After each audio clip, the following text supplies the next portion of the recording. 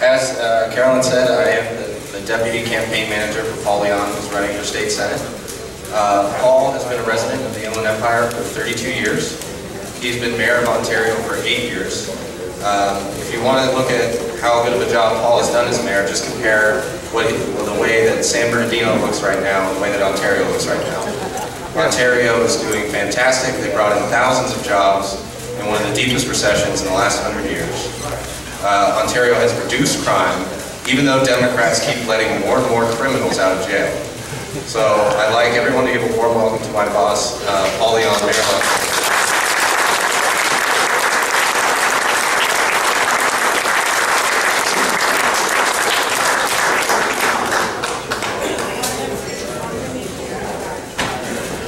Well, that was a warm welcome. You know, my wife and I were driving up here. We'd never seen this place before. We had a friend who lived actually up the street. We'd come visit her, and we were quite surprised at what a facility this is. I mean, look at this place. What can I say? But, Cheryl, would you stand up and say hello? Where are you? I don't see you up back there. Come on this way so everybody can see. My wife is very tall. She's also very pretty. Leave her alone. Okay? So, when I'm not being the mayor of the city of Ontario, I'm a pastor of a church, and so it's kind of tough for me to be speaking in a bar. But I can get it done. Thank you, Ross. You guys did a great job. I love hearing young people who are engaged. Wouldn't you say? Yeah. I'm proud of them.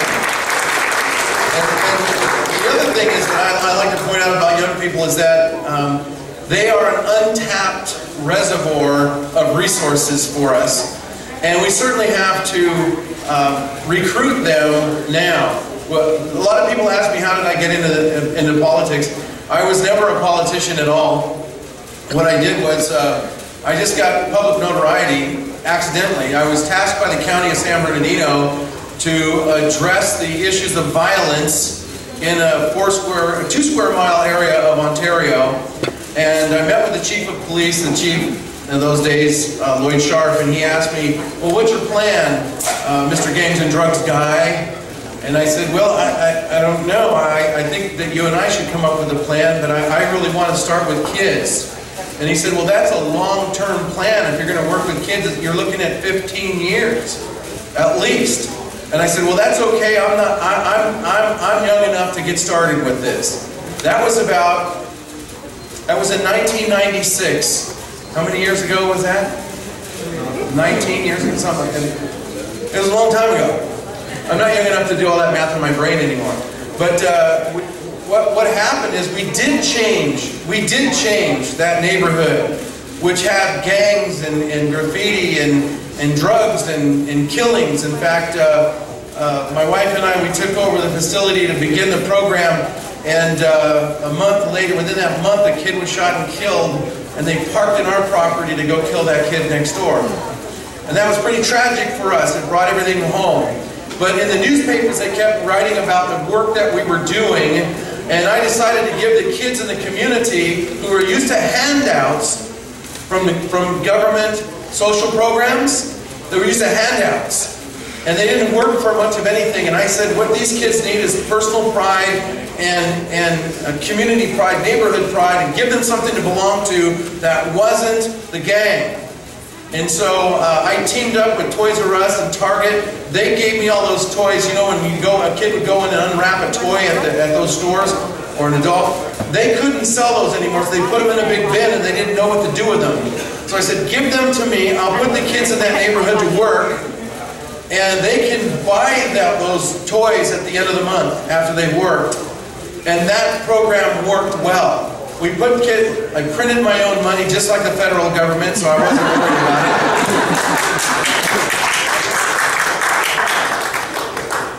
I paid the kids minimum wage equivalent, and they went out and worked, and we painted out graffiti, and we cleaned up yards, and we picked up trash, and we cleaned up this neighborhood, and it kept making the newspapers over and over and over again. And then one day, the kids came to me, and just like some of their parents, I came to the workplace to put the kids to work. Now, we didn't just work, we played too. We had board games and stuff that they could play at the facility after they were done working. And so we had recreation after work. And we gave them something to really be proud of themselves for. And the group kept growing and growing and growing, the group of kids. And so we had a whole ton of kids there. And one day I came and I had all their works. You know, you're going to go clean up this yard, you're going to go paint out this graffiti, you're going to clean up trash all over the place. And they just sat there and I said, what's wrong? And the oldest one at the time, who was like 14 years old, said, we're not going to work today. And I said, well, why not? It's a great day. And they said, because we want more money. I said, so then understand, I'm looking at about 20 kids starting at 14 and ending at about 6 years old. And I said to the 6-year-old, do you want more money? And she said, yes. Give me a quota. So I said, okay, I'll give you all a raise. How much you guys want? And they said, you know, we want $1 an hour more. I said, okay, everyone gets $1 an hour. So we gave them a raise, everybody was happy, they were all smiling, and they went to work, and at the end of the month they had all of the toys all lined up, and they had been saving up, some of them for months, for that specific toy that they were going to get, and they saw something, Economics 101, everything had gone up in price.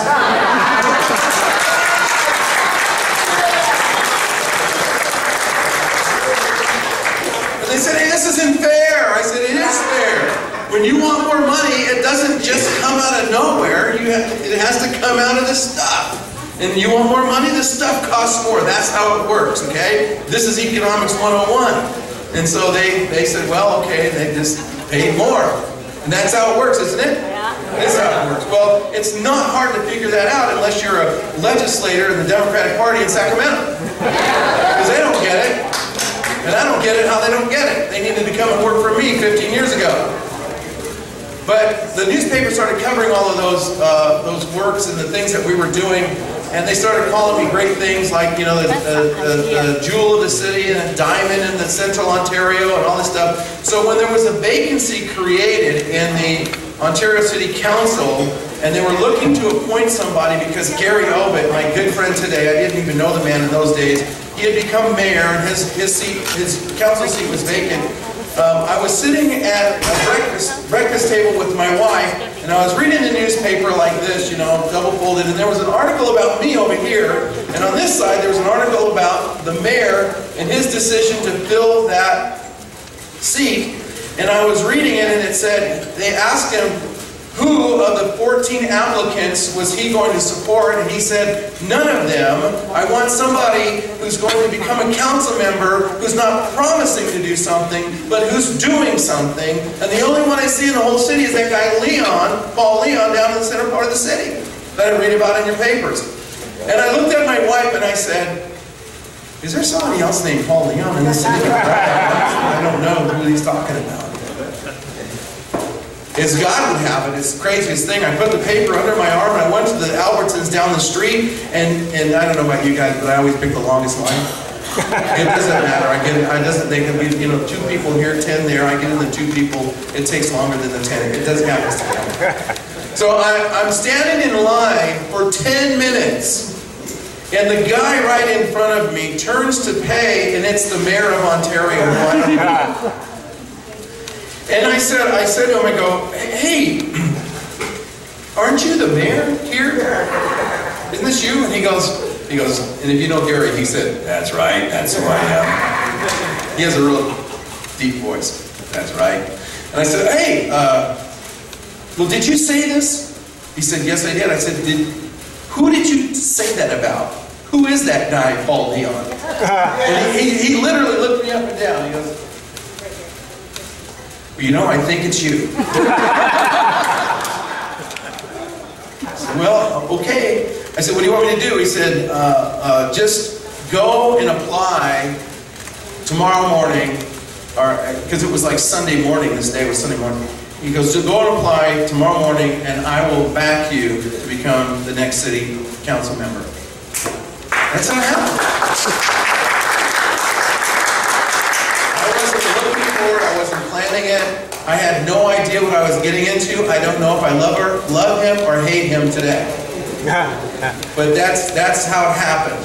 And so that's how I got into politics.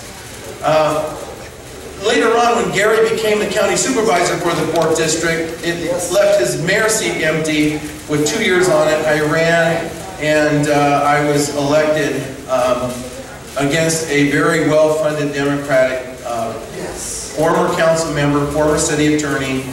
And you know what I got 30 seconds? You're kidding me. Okay, I want to thank you for your endorsement but I'm helping for the run. Here's what we really need. If we're going to be successful in the state of California, we got to take one seat at a time, okay, folks? And the way we do it is we vote. We vote. It's really important that you get out and vote, especially if you live in the 32nd District, and especially if you know somebody in the 32nd District. We can take this because the voting population is very, very small in this special election of May 14th. Thank you very much. I'm sorry, I didn't know I was restricted to 3 minutes, or whatever it was.